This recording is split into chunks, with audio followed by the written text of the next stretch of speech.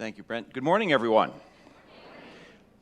Wow, here we are, the last day of the feast, or the first day of the next feast, however you wish to count it. Let's not quibble. We're all friends here.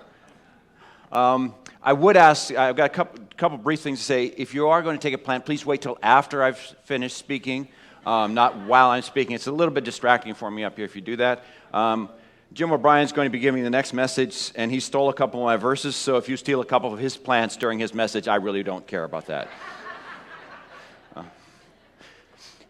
First of all, I'd like to also say that it's been my wife and mine's pleasure to teach your teens again this year in the Teen Bible Studies. I think we had a very good year.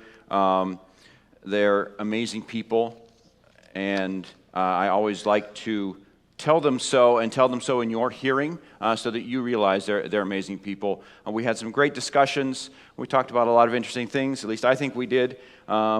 And if they want to correct me afterwards, that's fine. They can come up and tell me that, no, Mr. Hoyer, you were not very interesting. But what we told them was we would give them our email addresses if they wanted to continue a conversation in any way afterwards. So if that is not up on the board now, it will be up on the board afterwards, and they can take our email addresses and be in touch with us. So if you're not a teen, don't write that email address down, okay? Because I already get enough spam. So no, feel free to be in touch with us if you would like to. You know, back in the Middle Ages, I'm sure there are a few of you who remember that, back in the Middle Ages, religion was based, in Europe I should say, Christianity was based on the possession of relics. And there's a church in the, whatever church you wanted to be, however important you thought you were, was all based upon how holy your relic was. And so people went to great lengths to make sure they had the right relic and a holy relic. If you had a relic of the Holy Family, that was great. If it was some middling apostle, that was sort of less important.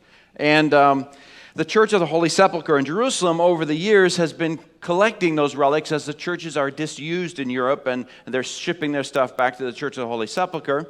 And so they have a reliquary there at the Church of the Holy Sepulchre full of all sorts of things, including the skull of the Good Samaritan.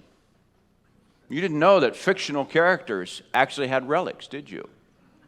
At another church we visited in Cyprus, claim that they have the right arm of John the Baptist. Now, there's a problem with that because there's also a church in Egypt that claims it has the right arm of John the Baptist.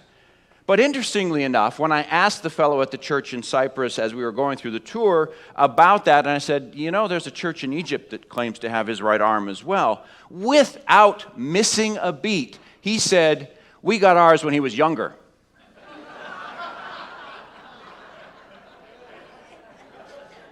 So apparently John the Baptist was a starfish. Interesting. But that's not what we do, is it?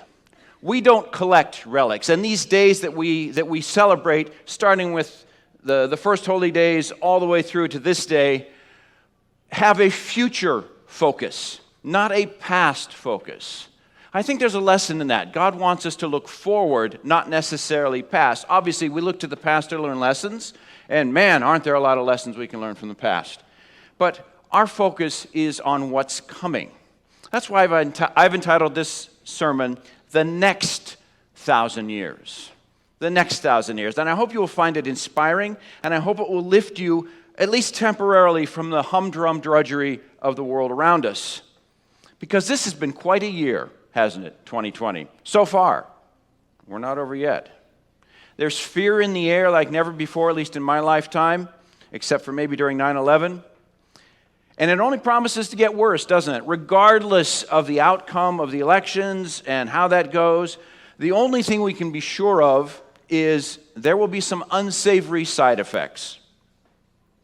But this isn't new to human experience, is it? We've read this book before, if you will. In fact, if we look back over the last 1,000 years, we'll see turmoil, destruction, and death are the norms of human experience.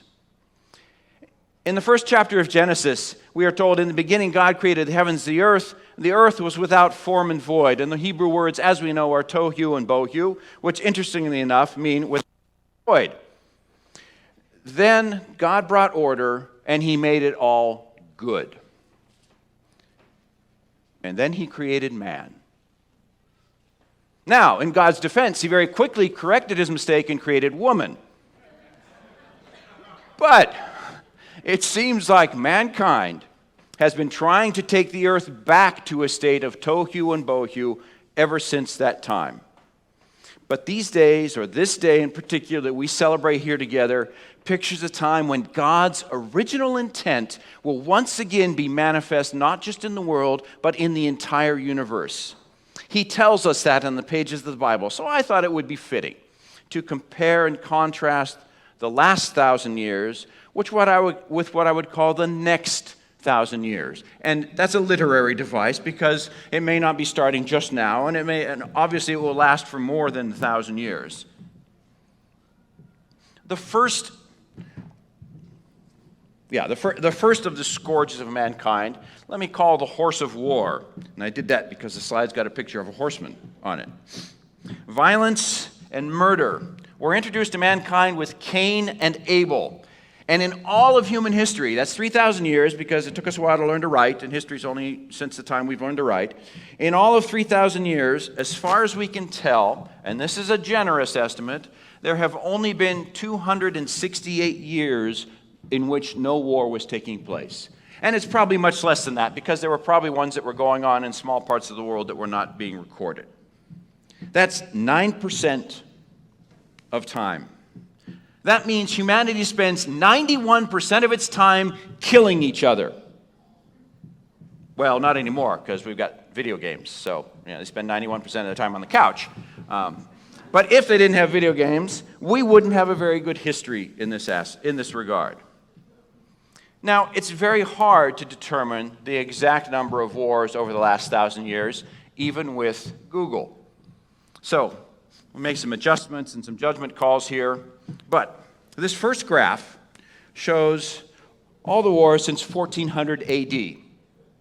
And it shows the number of people, the number of lives that were lost. That's only 600 years ago, not a full 1,000. Look at that red line. I'm glad they did it in red because it cuts across human history like a scar. Here's another way to look at some of the same information. This goes back all the way back to the beginning of history, about 3,000 years. And there's a red line on this one is 2, and that indicates 1000 AD. Each circle represents a war or a conflict and the number of deaths that conflict claimed. Genocides are included in this, by the way. Each circle represents misery, suffering, and death of thousands and or millions of people. Now, I tried to add all these up. And you have to figure out, okay, some of this may be disease and some of the things aren't here. But anyway, I worked through it as best I could. And again, I think I'm underestimating the total. But I'm very positive that there were at least 370 million people killed by war in the last 1,000 years. 370 million people. That's more than the entire population of the United States. And there's something else especially traumatic about war. It strikes the young. It strikes the next generation. Because old guys like me don't go out and fight, and the young people are too young to do it. So the full impact is not felt until the war is over. I served in Afghanistan for a year, and one of the problems in the American embassy, not among the troops, just so that's clear. One of the problems with Afghanistan was because of 30 years of civil war, you had 80-year-old guys in turbans and beards who were running the country. You had very few people between the age of 30 and 60, and a bunch of 30-somethings. And the guys in the top in power said, there's no way I'm turning my country over to these guys in their shiny Iranian suits, because they dress funny, and they listen to weird music, and all these. These were modern people who wanted to modernize Afghanistan. There's no way to go softly from the 19th century to the 21st century if you only have those two options. So this turmoil, the continued carnage in Afghanistan is in part due to that very fact. So many people died in their wars that there's no smooth transition to the future.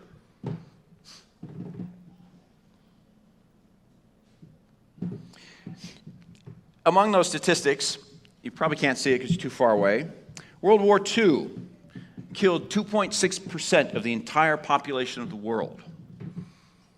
But World War II, in spite of all the numbers it killed, is nothing percentage-wise compared to Genghis Khan, who killed 11% of the entire population of the world in the 1200s.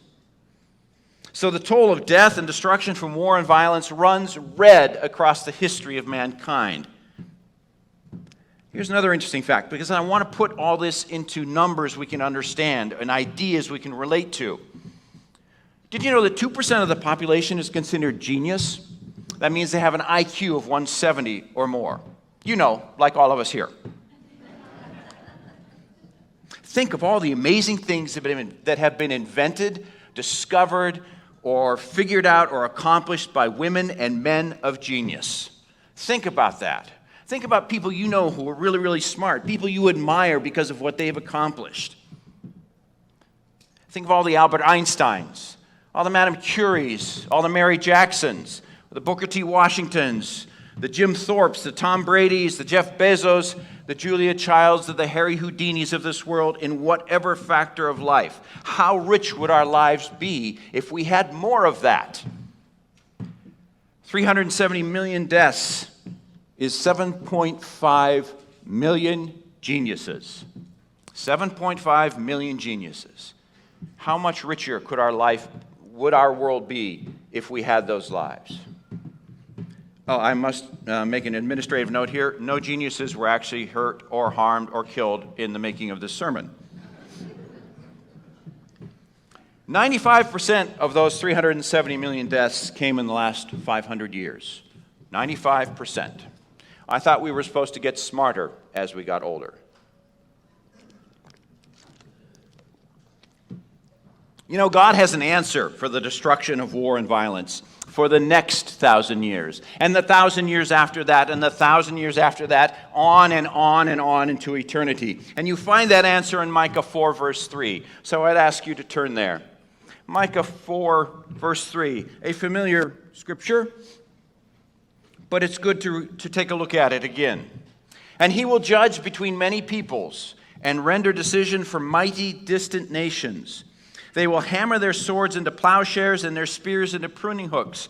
Nation will not lift up sword against nation, and never again will they train for war. Never again will they train for war. Ezekiel 34, verse 28, echoes this same theme. Ezekiel 34, verse 28, and expands on it actually. They will no longer be prey to the nations, and the beasts of the earth will not devour them, but they will live securely, and no one will make them afraid. Not just war, there'll be no more violent crime. Death and destruction and violence as we know it will no longer exist. What are you afraid of in your life?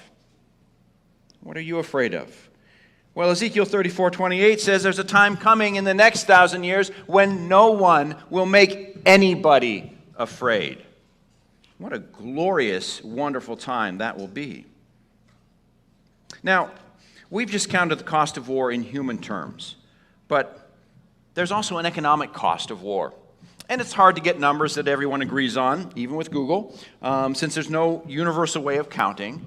And some people include police and violent crime in their accounts, not just wars. But no matter how you slice it, there's a lot of violence. So I pulled together some numbers here.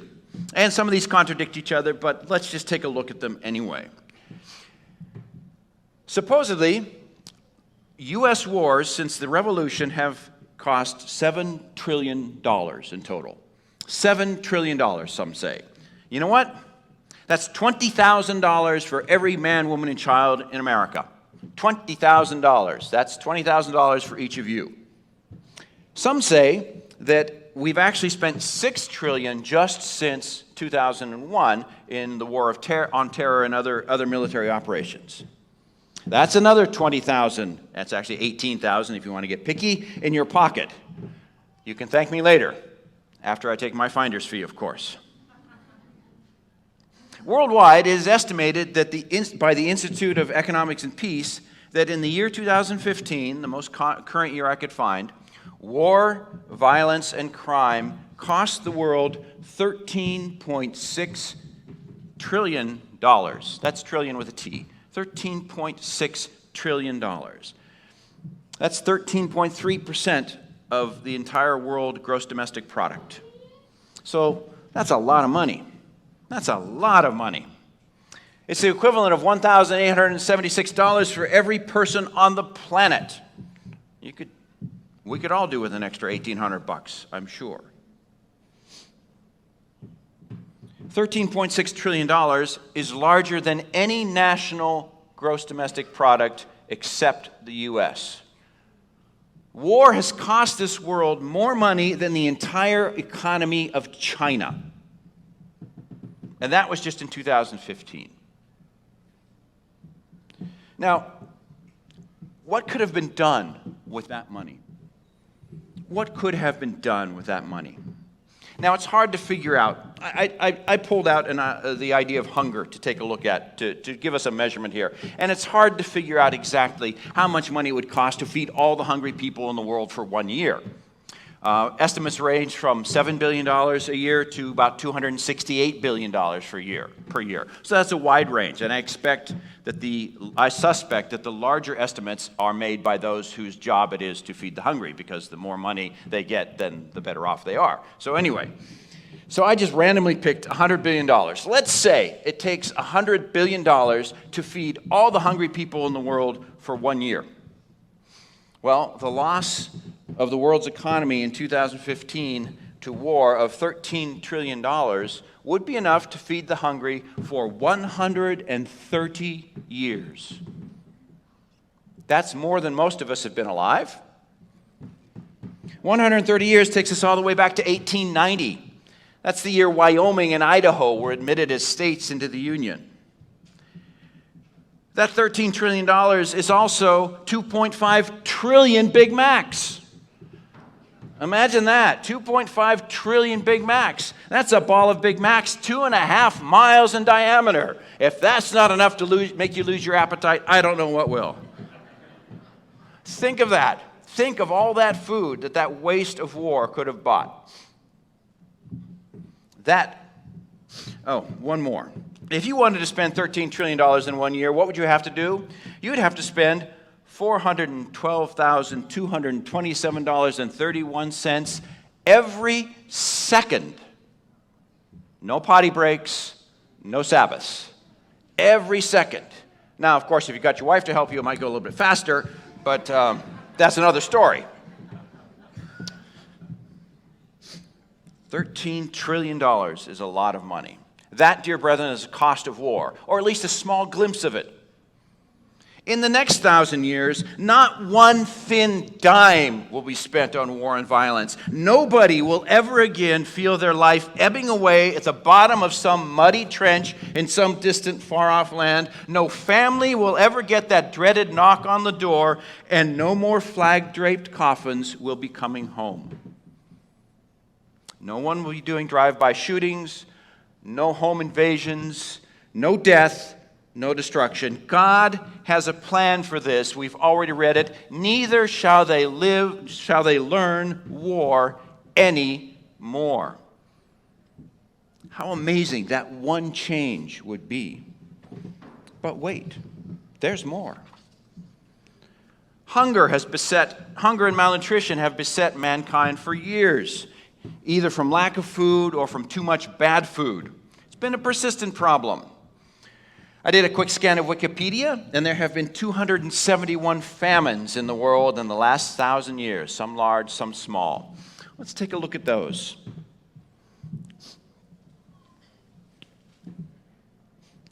I tried to add up all the numbers of the various famines, and again, Who knows if Wikipedia is right? But the total I got was 302,189,000 people have died from famine and or malnutrition in the last 1,000 years.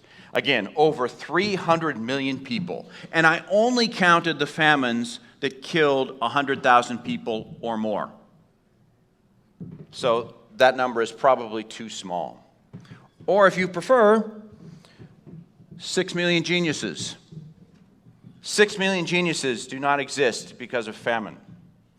Global malnutrition costs the world 2 to 3% of global GDP. So if we find the average there and say 2.5% of GDP, and if we remember our GDP in 2015 was $100 trillion, that's $2.5 trillion that would be added to the economy by solving the problem of malnutrition. Now, remember, it costs $100 billion to feed the hungry every year. So if we solved hunger, how much money would that save? How many people could we feed with just solving hunger? Well, obviously, we'd feed them all because hunger is solved, but we're doing a mental exercise here. The money we would save by solving malnutrition in 1 year could feed those same hungry people for 25 years. Or put another way, that would be an annual rate of return of 2,400%. 2,400%. That's a pretty good investment. How many of your stock portfolios went up 2,400% this year? Yeah. I didn't think so. That's a good investment. And you know what? That's peanuts compared to what God's going to do. Absolute peanuts. Peanuts. Turn to Mark 4, please. Mark chapter 4, verses 8 through 9. Now, this isn't speaking specifically about food and hunger, but it is speaking about how God multiplies things. Remember, 2,400%. That's 24-fold, if you want to put it in Old English. 24-fold, 2,400%. Christ tells his disciples, other seeds fell into the good soil, and they grew up and increased, and they yielded a crop that produced 30, 60, and even 100-fold. He who has ears, let him hear.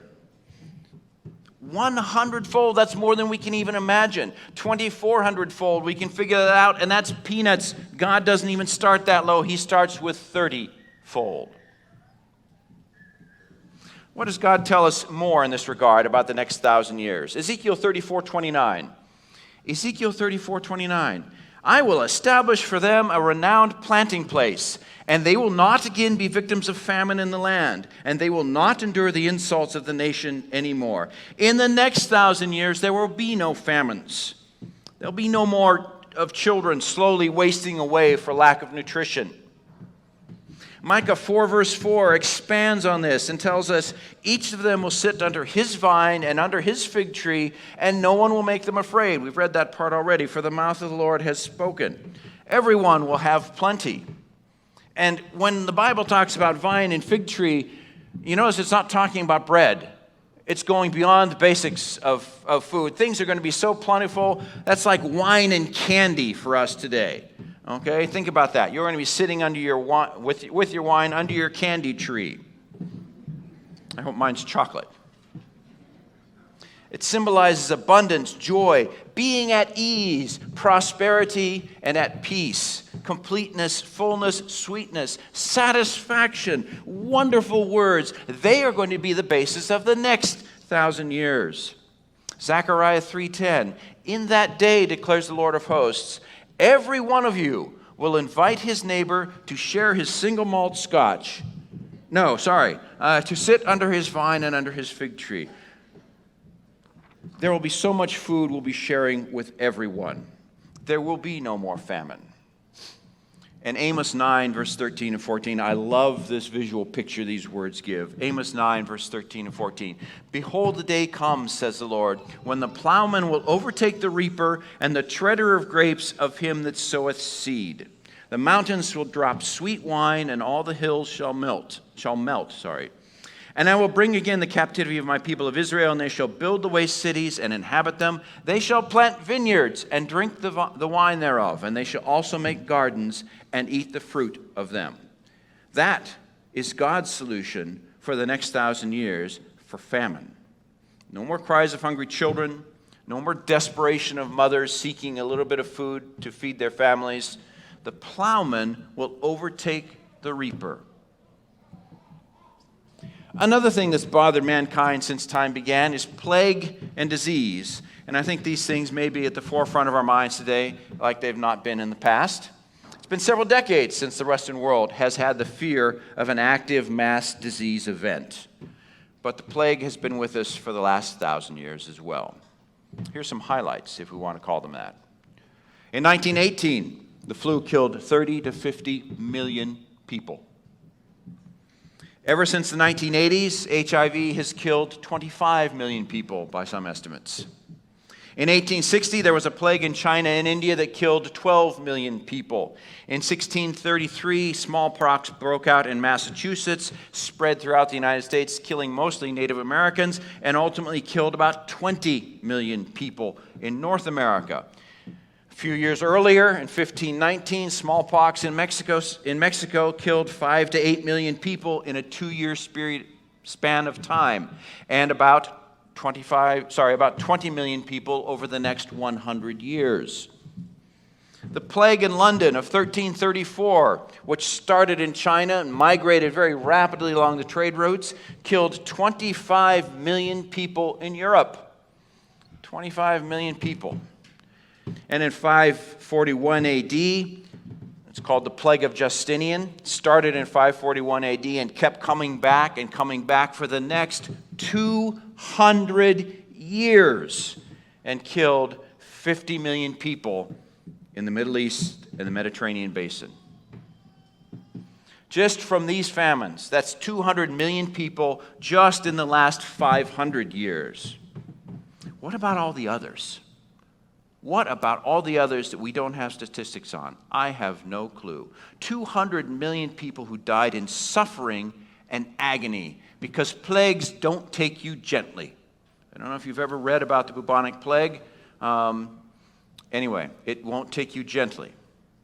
Or, if you prefer, getting back to our genius measurement, 4 million geniuses who did not live. 4 million geniuses. Let's expand this one a little further. Global illness impacts about 4 to 6% of the world GDP.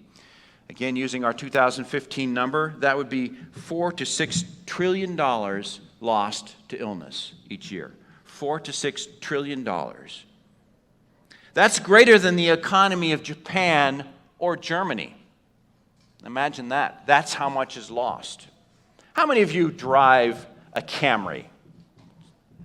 I'm not going to get you into trouble. That's fine. Drive a Camry. A few Camrys. Maybe no Camrys out there. Well, I chose the wrong car. Rats. Anyway, 2019 Camry XLE costs about $30,000. Let me try again. How many of you drive a Mercedes? That would be the rest of you who don't drive the Camrys, right? Okay. Well, if you had a Mercedes GLE, it would cost you about $55,000. Thinking of all that money that was lost to disease, that's 109 million Mercedes. That's 200 million Camrys. There are 6 million cars sold in the United States every year. 200 million Camrys, that's enough cars for the entire United States for 33 years. That's how much disease and malnutrition and illness cost the world. Now, we may not be driving Camrys in the kingdom or any other car, for that matter. I don't know. But one thing is certain. We won't have plagues anymore, will we? What's God's plan for this? Revelation 22:2. Revelation 22:2. In the next 1,000 years, in the middle of the street, on either side of the river was the tree of life, bearing 12 kinds of fruit, yielding its fruit every month, and the leaves of the tree were for the healing of the nations. There will be healing in the next 1,000 years, not plague and sickness, and beyond those next 1,000 years, and the next 1,000, etc. Isaiah 65:20 through 22. No longer will there be an infant who lives but a few days. How many children, brand new babies, die of some unknown illness or some known illness in the few days of life?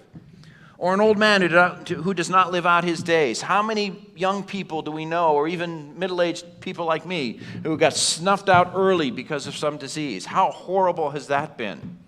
For the youth will die in the age of 100, and one who does not reach the age of 100 will be thought accursed. There will not be diseases. There will be no pestilence. They will not cut short the lives of people in the next 1,000 years. No SIDS, no COVID, no malaria, no cancer, no fear, no kidding. That's the next 1,000 years. That's what God has planned for the world and for the universe around us afterwards, as this day pictures. There's another thing that's been bothering humankind for many, many years. I'll start by going to Exodus 20, verse 15. Exodus 20, verse 15. You know what this verse says. You don't need to turn there because you can look up at the screen as well. Thou shalt not steal. 4 simple words. Thou shalt not steal. What if the world actually did that? What if the world here and now actually did that? How badly has theft impacted the last 1,000 years? Think of that. How many of you have ever been robbed, by the way? You can raise your hand if you want to. Or had some sort of shady transaction take away more money than you thought you should, et cetera, et cetera. Yeah, we've all felt that, or we know somebody who has. Okay? What's the cost of theft? Now, in my comparison now, I'm going to be using the idea of corruption as a surrogate for theft. It's only one part of theft. There's more to it than that.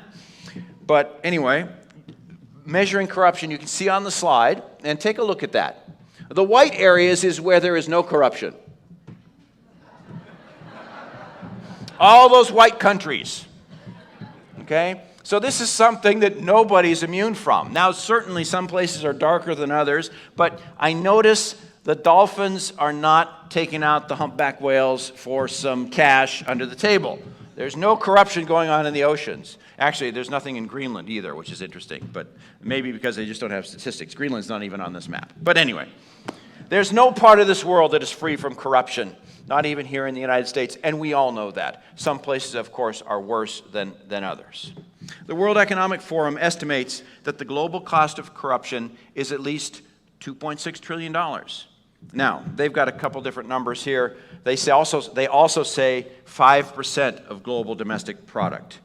If it is 5%, then it's actually $5 trillion, not 2.6. But anyway, that's their estimate. And according to the World Bank, meanwhile, businesses and individuals pay more than $1 trillion just in bribes. And that's only one type of corruption. Just in bribes. $1 trillion a year. I'm in the wrong business. In the last 2,000 years, how much money has been stolen? Or last 1,000 years, how much money has been stolen? Well, if we take that 5% of global GDP and we apply it to our 2015 world economy, that brings us $5 trillion. $5 trillion. 5% of the world economy is lost to theft. What is $5 trillion equal to?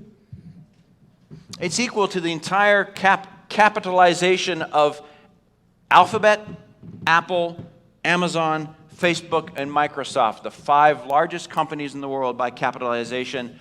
They're worth together $5 trillion.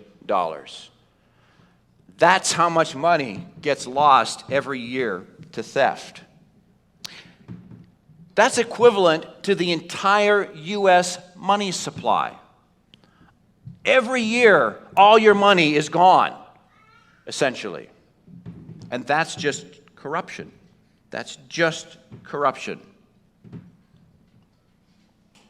There's also $30 billion a year lost to cargo theft, $112 billion lost to shoplifting, $1 trillion lost to cybercrime, $2 trillion lost in data breaches, and $3.5 trillion lost in trade secret theft.